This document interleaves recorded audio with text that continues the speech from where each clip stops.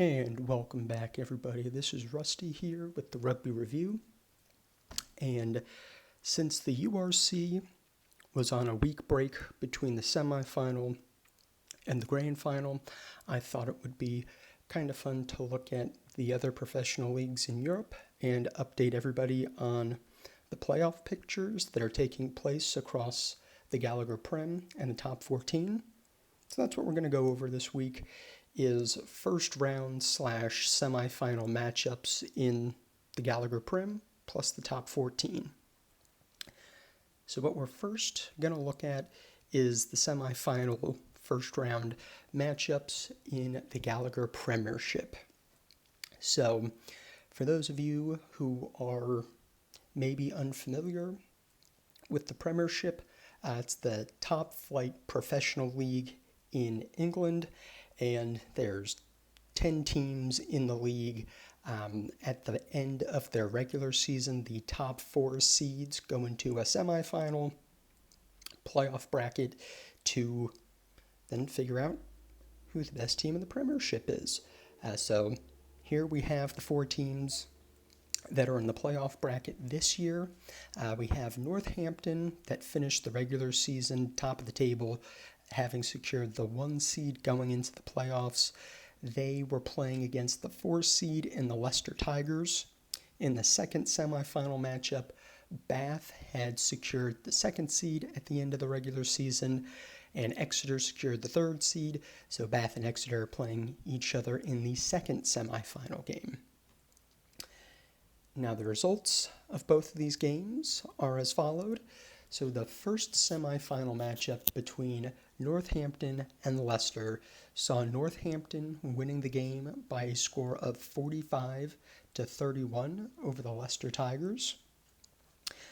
I will say this was a very fun game to watch, very high scoring, but it's that 76 points scored in 80 minutes of gameplay, so very entertaining, very high tempo, as you could imagine, with a Northampton team.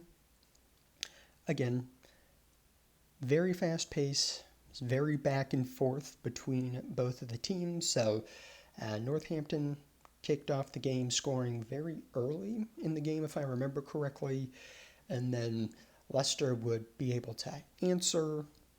Northampton would score. I think Leicester would be able to answer, so on and so forth. Kind of happened throughout most of the game. In the second half's a little bit more defensive for both of the teams. I don't think there was as much scoring in the second half as the first half. But, Northampton was able to secure their 14-point lead, close out the game, and keep Leicester from mounting a comeback. So it was a good win at home for Northampton to secure the first spot in the Premiership final. And then in the second game, Exeter had to mount a gigantic second half comeback in order to win this game by a score of 27-26. So the first half, Bath was the dominant team. They were in charge. There was an early yellow card for Exeter that allowed Bath to essentially blow the game wide open, and Bath was able to take a very, very commanding lead going into halftime. If I remember correctly, it was 26-10 at half, and then in the second half, Exeter just turned it around, had a complete momentum shift, and a yellow card for Bath in the second half allowed Exeter to get back into the game. Exeter got their 1-point lead and were able to hold Bath away from scoring and had I think it was about a 40 phase play at the end of the game in order to secure their victory. So there was 40 plays in a row of Exeter just being strong on defense, holding Bath out, secure their victory, and get the second semifinal spot, get the second spot in the final for winning their semifinal. So tomorrow, June 20th, the Premiership final will take place between Northampton and Exeter Chiefs, and the game's going to be played at Twickenham, so they're going to be at the big place. They're going to be at the big house, so it'll be hopefully a very fun, very even, high-scoring game to watch. Obviously, time will tell, and we'll see tomorrow what the results bring. So before we move on to the top 14, I want to quickly go through the stat line for each of these games, and then we can go over the top 14 real quick. So the first game, as you can imagine we're going over, is the Northampton-Leicester game. Pretty even across this whole stat sheet by and large. The one thing that stuck out to me the most was the number of missed tackles by Leicester, which then Northampton did a great job converting to a large number of clean breaks, and Northampton, with all those clean break opportunities, just was able to have a lot of running meters throughout the course of this game. So, again, 37 missed tackles by Leicester was the biggest thing that stuck out to me there. That is a lot of missed tackles on 166 made. Just, again, it's a big number. It's a lot of missed tackles. Northampton took advantage of that by converting 37 missed tackles into 20 clean breaks, and Northampton ended up having 590 meters gained during the course of this game as well. So, out of all the stats on this stat sheet, I think the number of tackles missed by Leicester and Northampton's ability to convert those missed tackles into clean breaks and a lot of meters made is a factor, maybe not the only reason, but definitely, in my opinion, a factor as to why Northampton was able to secure the victory in this game. So this is the stat sheet for the Northampton-Leicester game. Let's take a look at the Bath-Exeter game. Now,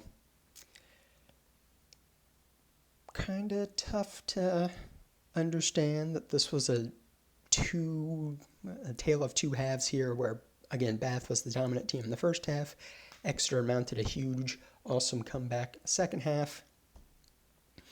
And, there's nothing really that sticks out so much as to there's, sometimes there'll be a lot of turnovers lost by one team and not so much by the other.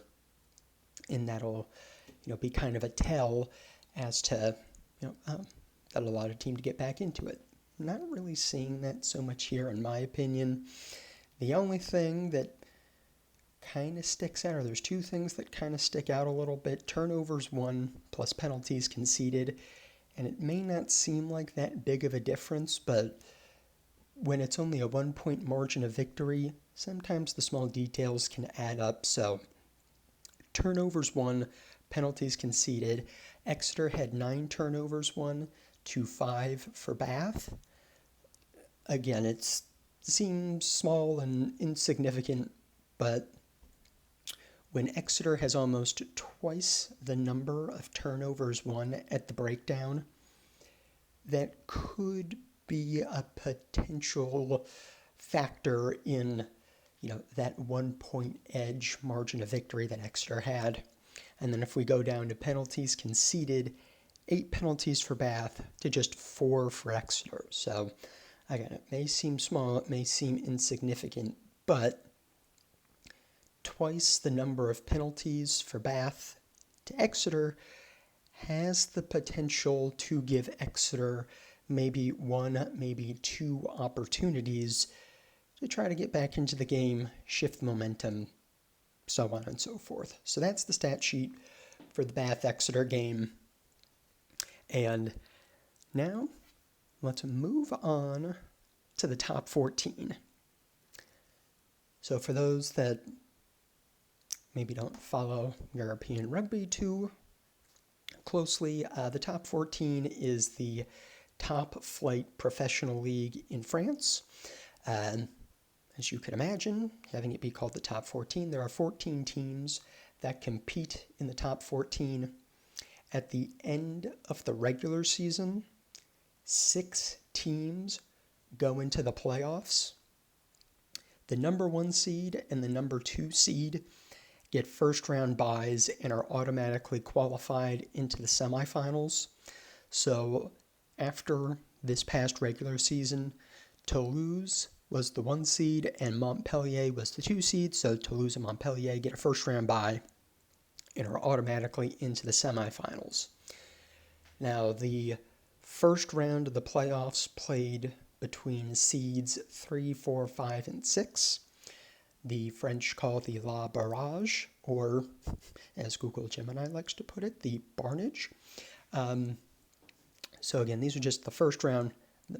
The La Barrage is just the first round matchups between seeds 3, 4, 5, and 6. So the first matchup between Section Paloise or Po and Racing 92 was the 3 versus 6 game. And then the second game was the 4-5 game between Stade Francais and Stade Rochelet or La Rochelle. And so the final results from said games look like this. The first game was pretty much the only game that was worth watching. It was a very, very close competition between Po and Racing 92. And it was very untraditionally French that the road team won this particular game. As a lot of people know, French rugby teams tend to not travel very well, so there's usually a big difference between how a French rugby team will play at home and on the road. But kudos and props to Racing 92 to go on the road and secure a victory over Po by a score of 33-31. This was a very, very fun game to watch just because of how close it was between the two games. It's very high score. Not the most high scoring game, but it was very high scoring. 64 points scored between both of the teams. So it was a very fun, very entertaining game to watch. As anybody could imagine, very physical game between both of the teams. And while I was watching this game, it was very, very interesting to see the mindset between Po and Racing. Po had the usual mindset of, we'll just kick for the corner and try to score as many tries as possible, whereas Racing was playing to win and was taking penalty 3-point attempts every chance and every opportunity they got. So, ended up working out for Racing to get those, 3-point little bits and pieces adding up to it. Racing did get out to a fairly decent lead at one point in time, and Po did fight their way back in. But again, kudos and props to Racing 92 for doing something that most French teams don't do, which is play well on the road. So again, kudos to Racing getting a strong, well-earned road victory. And they move on to the semifinals, in which they will be playing against Toulouse. Now, the second game was, as a La Rochelle fan, it was another disappointing performance on the road. La Rochelle has a tendency to,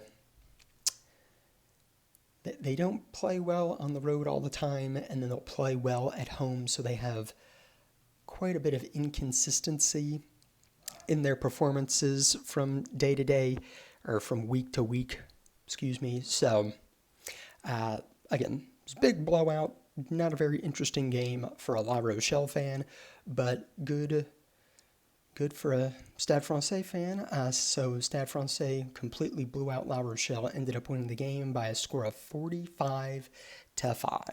Again, not a very interesting game, pretty typical for a French team to just play very poorly on the road, but good. It was a good performance for Stade Francais, and then maybe that'll give Stade Francais a lot of confidence heading into the second semifinal matchup, which has Montpellier playing against Stade Francais.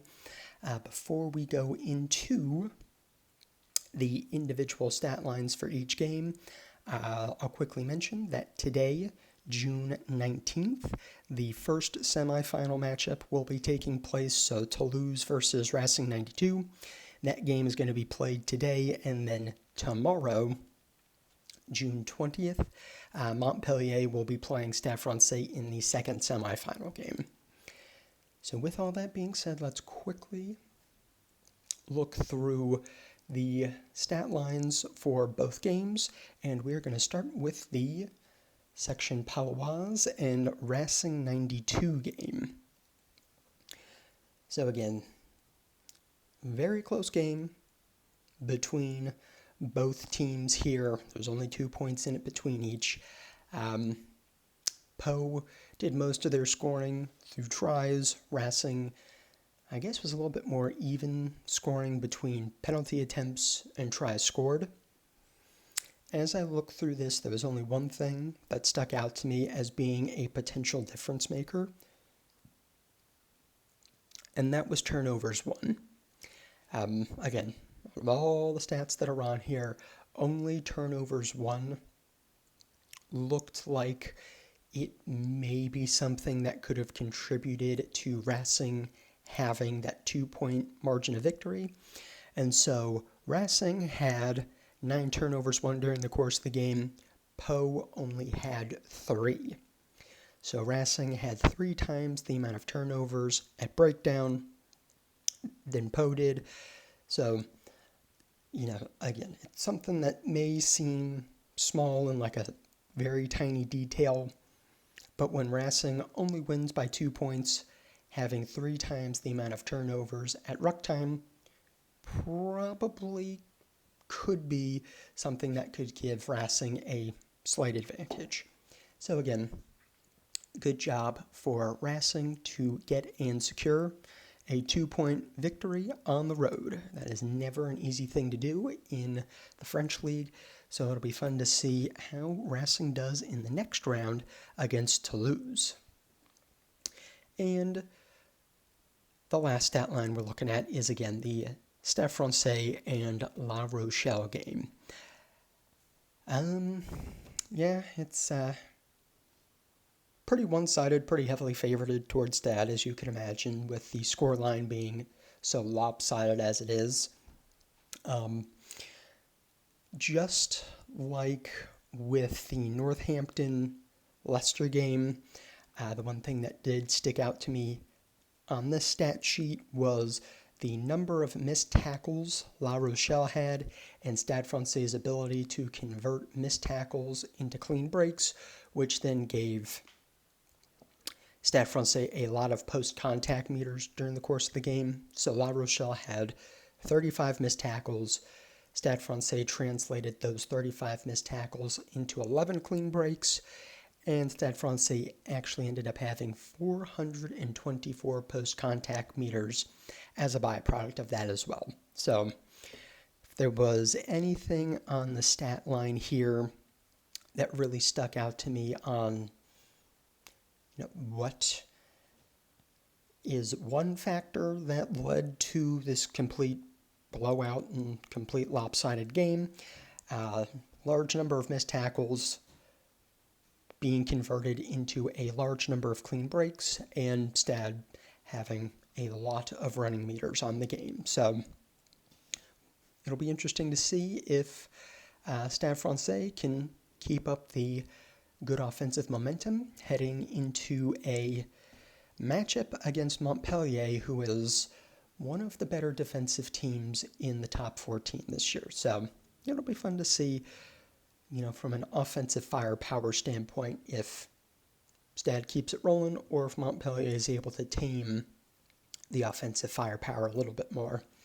One last thing I will say is today, June 19th, is also the day that the grand final for the URC is taking place between Leinster and the Vodacom Bulls. So got a lot of fun rugby, a lot of fun playoff rugby to be watching this weekend. And so if you made it this far in the video, thanks for watching. Please, if you liked the video, please hit that like button. Please hit the subscribe button. Do all the things that help with the algorithm. It's going to be greatly appreciated. And we'll be back next week. I hope everybody enjoyed the episode, and I hope everybody enjoys the rugby this weekend. And again, I will see you next time.